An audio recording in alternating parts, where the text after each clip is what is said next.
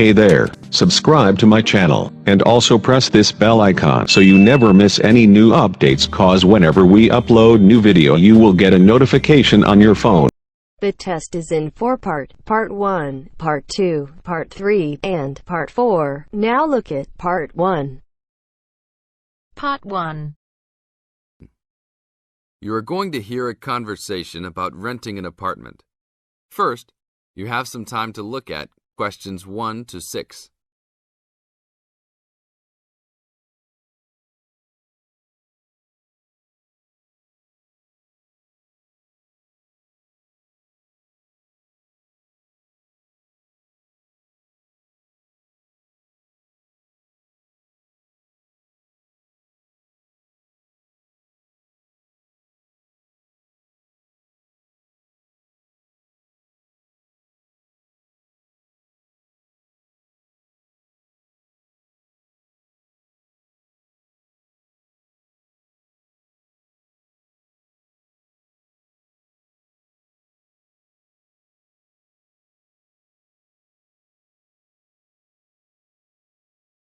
Now listen to the tape and answer questions 1 to 6.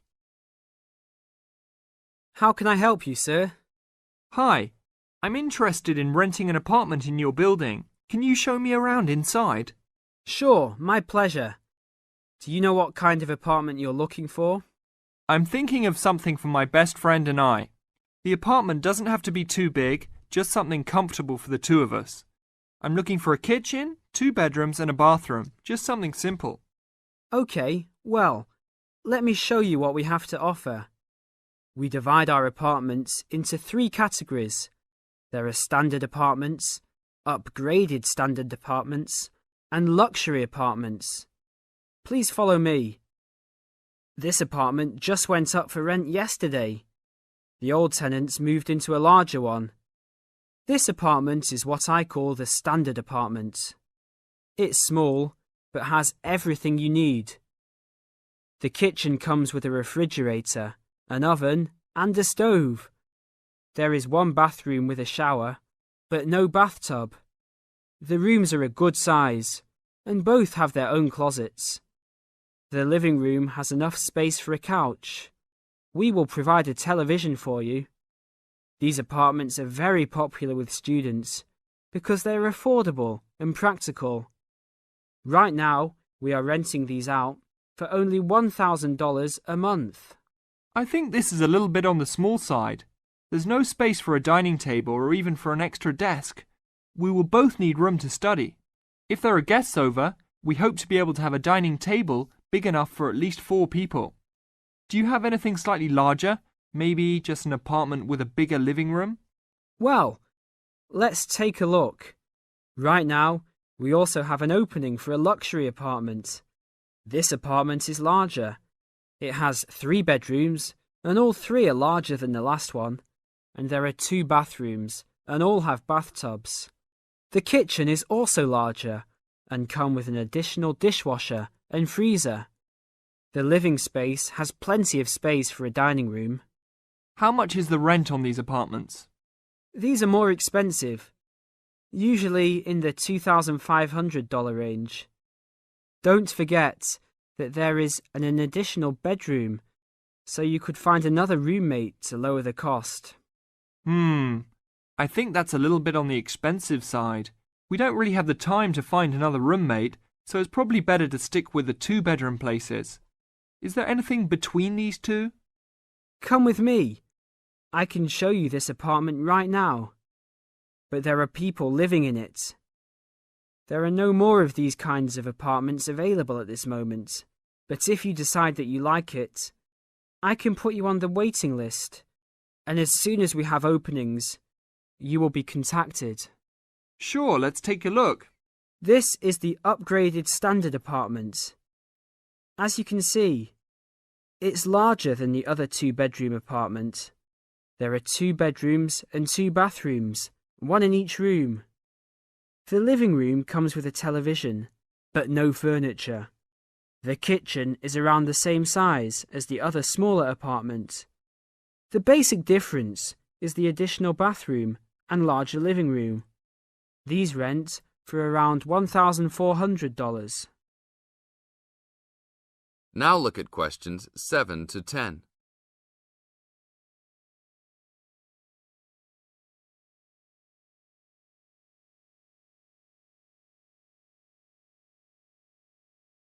Now listen to the tape and answer questions 7 to 10.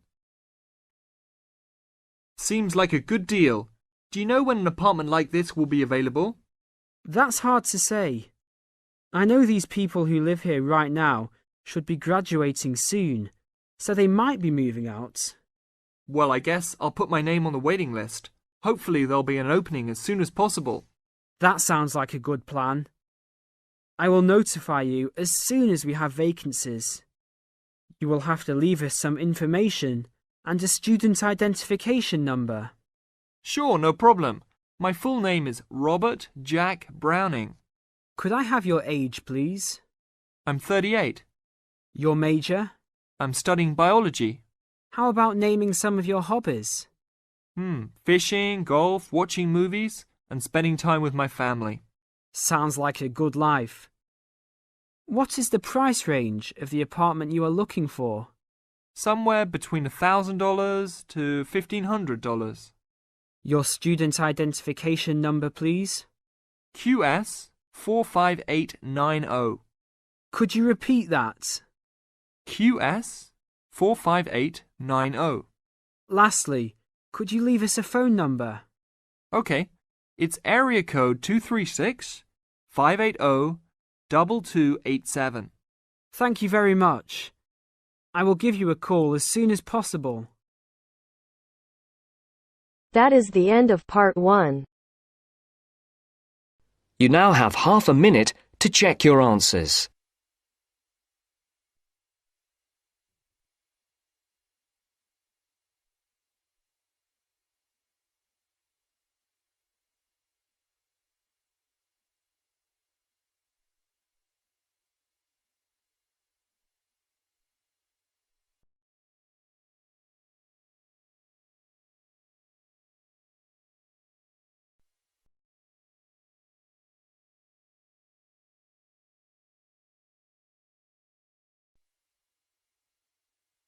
Now turns to part 2.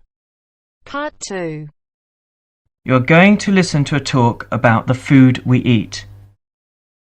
First, you have some time to look at questions 11 to 15.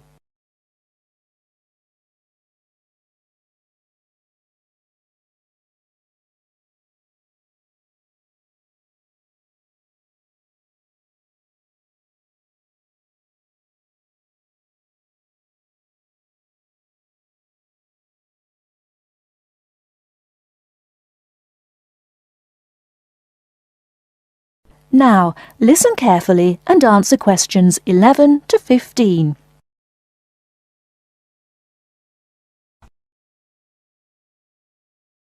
Welcome to The Food We Eat, sponsored by Safeway. Increasingly, we know more about the effects of our eating habits and lifestyles on our health. While new information can change old ideas, the news stories can often be confusing. At Safeway, we try to help customers not only in the range and types of food offered, but also by providing up-to-date, reliable information in areas we know are of interest and which relate to the diet we eat. Today, we are going to talk about sugar. Recently, doctors have been advising us to eat less sugar. The health recommendation to use less sugar is for two reasons. Firstly, for the sake of our teeth, since the amount and frequency of sugar consumption links to decay. Secondly, as sugar is a good source of calories, it can easily be a problem if we tend to be overweight. The dental risk is because bacteria which occur naturally in our mouth feed on carbohydrates, sugar and starch, to form plaque and acid. Plaque is a sticky coating that prevents the bacteria being removed by saliva. The acid attacks the tooth itself. This takes time, however, So the trick is to avoid sticky foods like sweets, which stay around in crevices feeding the bacteria. Before you hear the rest of the talk, you have some time to look at questions 16 to 20.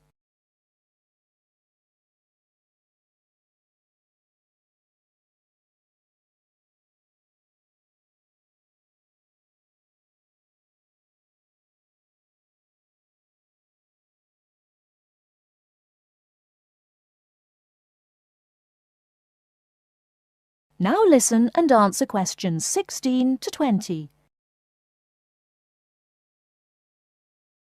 Regular brushing, preferably with a fluoride toothpaste, helps remove particles and resist acid.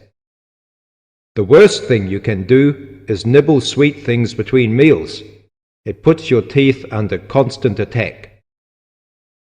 A sweet tooth develops gradually, and you might be surprised at how you can steadily unlearn the taste, taking in fewer calories and saving your teeth. Here's some ways. A. Gradually cut down the sugar in tea and coffee till you can stop altogether or switch to sweeteners. B. Choose snacks with a lower sugar content. Fresh fruit, raw vegetables, crackers, milk or low-fat natural yogurt. Remember, some fruits like raisins have lots of sugar.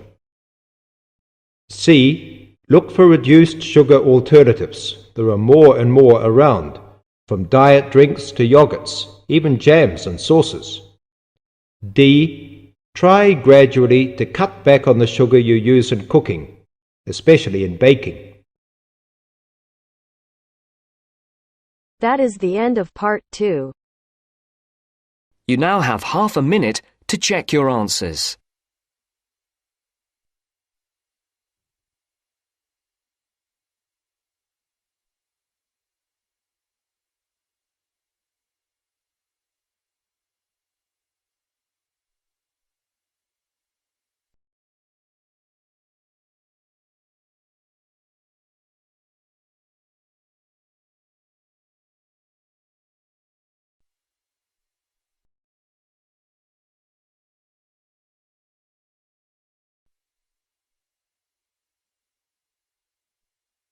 Now turns to part 3.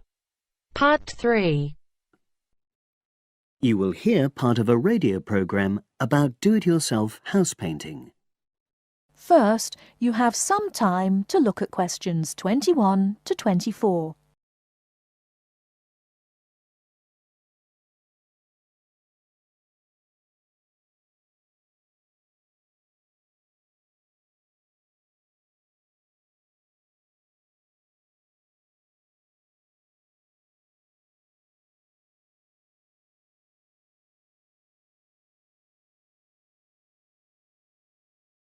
Now, listen carefully and answer questions 21 to 24. Good morning, everyone, and welcome to our weekly series on home improvements. Today's program is about do-it-yourself house painting.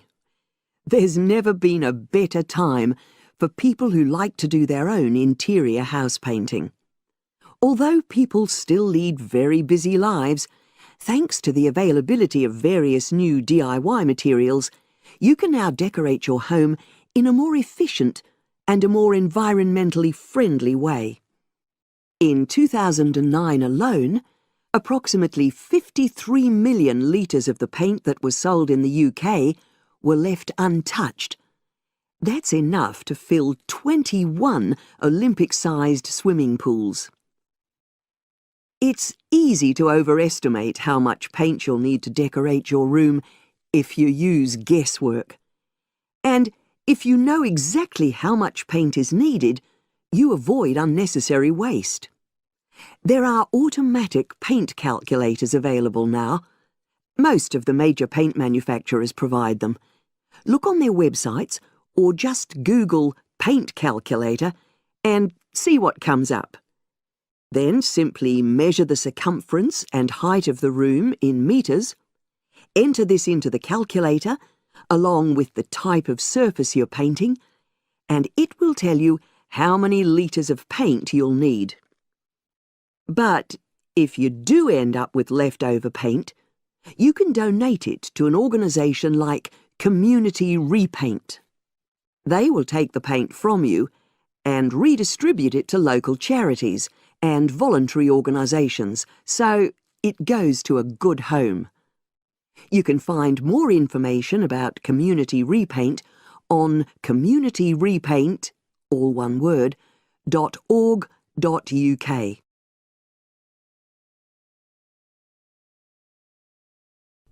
Before you hear the rest of the talk, you have some time to look at questions 25 to 30.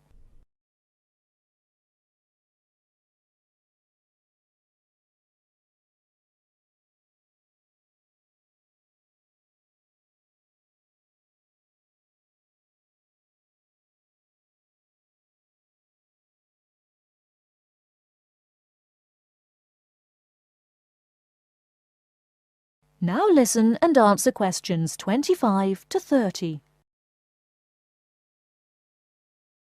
Another way of avoiding paint wastage is to check you're completely happy with your colour choice before starting to paint.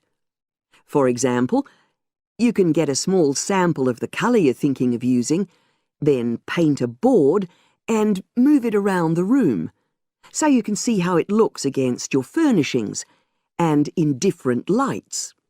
Also, it's always better to buy high-quality paints because you get what you pay for. If you buy cheap paint, you might need to apply 2 or 3 coats to achieve the same coverage that you'd get from 1 coat of a good quality paint. You could also spend a week on a job that could have been done in a day or 2. And consider the environment. Most paint manufacturers now sell water-based paints that don't contain harmful chemicals or give off harmful odours, so get one of these. You can also buy paint that's packaged in recyclable containers. There's a lot more choice than there used to be. You can only do a good job which will last if you prepare the surfaces thoroughly before painting. In fact, in many ways, if you want to do a professional-looking job, this is more important than the painting itself. If there are any cracks or patches of loose plaster, painting over them won't solve the problem. Take the plaster out and fill the holes, allowing enough time for the new plaster to dry. And you won't get a smooth finish if the walls are dusty or greasy. So washing with water isn't enough. Use a solution of decorator's soap and rinse well with warm water afterwards. When you're ready to paint, we suggest you use a medium pile roller for walls and ceilings. A lot of people tend to use short pile rollers, but these give a patchy finish, and that wastes paint and time. Similarly, long pile rollers can create a thick, textured effect, which looks messy. The same goes for brushes. The stronger the bristles, the easier they are to wash and reuse.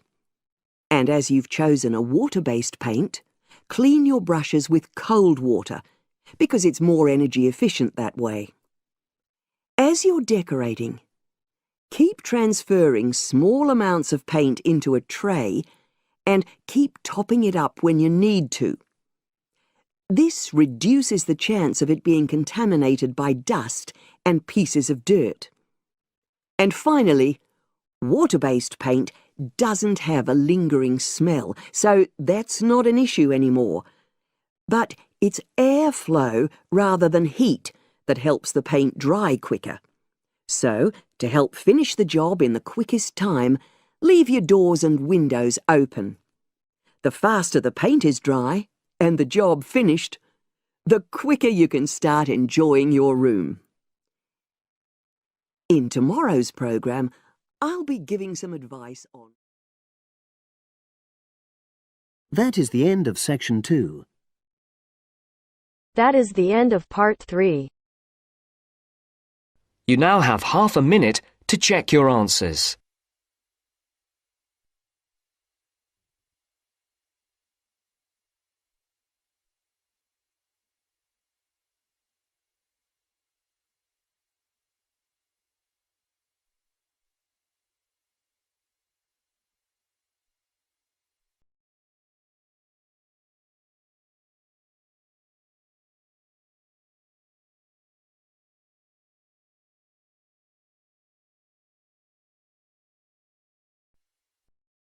Now turns to part 4. Part 4. You'll hear an introduction about the tutorial courses of the physics school. First, you have some time to look at questions 31 to 40.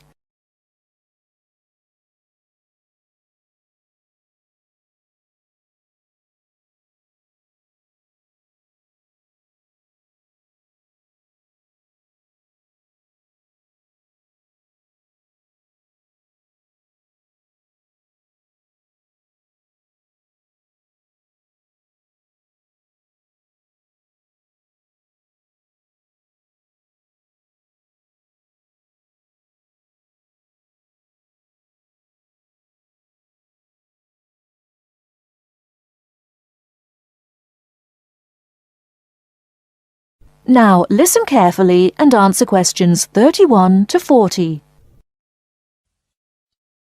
Welcome to Orientation Week. This is the Physics School session, and we'll welcome Professor Smith, the head of the school, to introduce you to the tutorial system. Welcome, Professor Smith. Thank you. You may have noticed life at university is totally different from that of school. For you, tutorials are an important part of the teaching program. Tutors are the primary contact between undergraduate students and the school. A tutor is the student's personal tutor as well as their academic tutor.